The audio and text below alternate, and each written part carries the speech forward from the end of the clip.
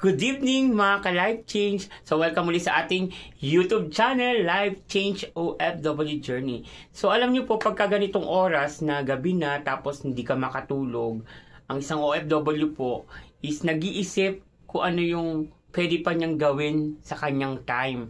Hindi pong yung mga OFW na nagising na bigla na lang ano kaya yung mga pwede ko pang isipin, gawin sa Pilipinas na makatutulong para makauwi kagad ako or makapag-prepare ng panibagong career sa Pilipinas. Saka yan yung mga iniisip niya at iniisip din niya yung mga pamilya niya, kung ano ba yung mga pwede pang gawin, di ba?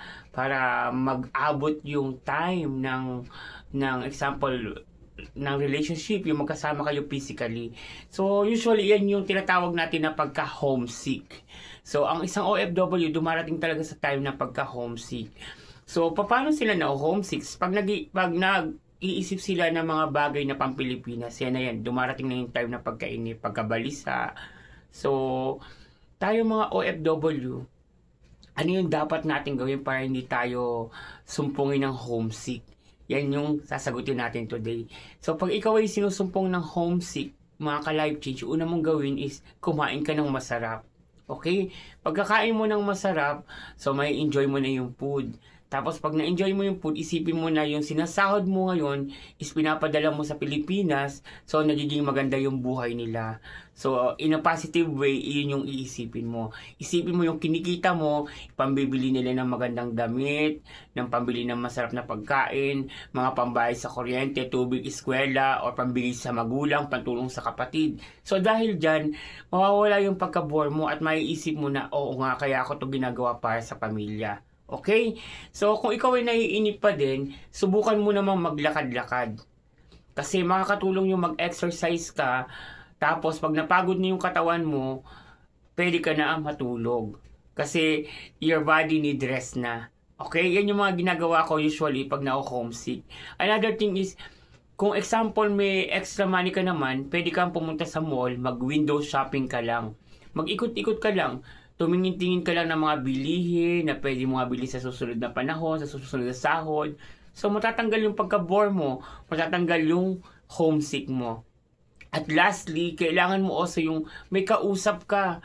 Okay? Kailangan minsan makipag-usap ka sa kaibigan mo, yayain mo silang mag-coffee, kahit yung mga mumurahing coffee lang. Magkwentuhan kayo, magkumustahan kayo, mag-sharing kayo. Tapos, that's it. Makakatanggal yan ng mga tinatawag natin na homesick. And pinaka-mabisa talaga is manalangin ka.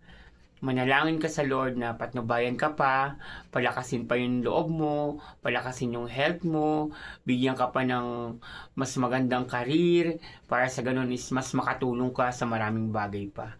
So, alam ko naman na dumadana sa mga OFW na ganyan eh. Lalo na ang isang OFW na may sakit. Ang isang OFW na may sakit, yan talaga mapipil niya talaga na homesick. Kasi walang ibang tutulong sa kanya kundi yung sarili lang niya. Diyan, awang-awa yung mga OFW sa sarili nila na nag-iisa sila sa time na may karamdaman sila. So, yan yung pinaka-homesick talaga. At another thing, ang mga OFW, hindi yan magsasabi ng totoo kasi once na nakikita nyo sa kanila is nakasmile, kumakain ng masarap, nagpipicture ng maganda, you never know that they are doing those things kasi yun yung pampalit sa nararamdaman nilang kalungkutan. Okay? Kaya lagi nyo silang isasama sa inyong panalangin. Sa mga may anak, sa mga may asawa, sa mga may magulang at kapatid na OFW, isama nyo sila palagi sa iyong panalangin. Okay po? So, para malaking guide dyan sa buhay ng isang OFW. So, kwento lang po ito ng reality of life ng isang OFW. Kasi usually, yan po talaga papasok ang OFW, magluluto, mag-i-prepare sa sarili niya. Kung mayroong service, sasabayan ng maaga para makarating sa site, sa pinagtatrabahuhan. Mapalad na po yung mga OFW na mga may live out na kagaya ko. May sariling bahay, may company provide na sasakyan, at may mga allowances. So, maraming salamat sa Lord kasi iba yung naging buhay natin. Pero naranasan ko rin po yung basic na OFW. Yung nakatira sa company house, yung sumasakay sa bus, tapos dinadala sa site. Naranasan ko rin po yan nung una. So, pinagpala lang tayo dahil nangarap tayo at nanalangin at tumugon tayo sa Panginoon sa mga gawain, kaya napagpala po ang ating pagtatrabaho. And besides beside from that, huwag niyong kalilimutan yung pagtulong sa magulang. Kasi yan talaga, guys, ang pagtulong niyo sa iyong mga magulang, sa nangangailangan sa iyong unang pamilya, sa kapatid or sa anak mo, or yan ang kailangan mo munang gawin na pagtulong sa ibang tao. Pag kaya mo nang lumabas sa comfort zone mo, tumulong sa ibang tao, hindi naman kailangan ng malaking halaga para tumulong ka. Yung mag-share ka lang ng something, malaking bagay na yan at malaking biyaya na sa buhay ng bawat mga tutulungan nyo. Kaya God bless sa lahat ng OFW, magpalakas kayo, kumain kayo, lagi kayo mananalig sa Diyos. Life change, don't forget to follow, like, and share for more reality of life. Thank you.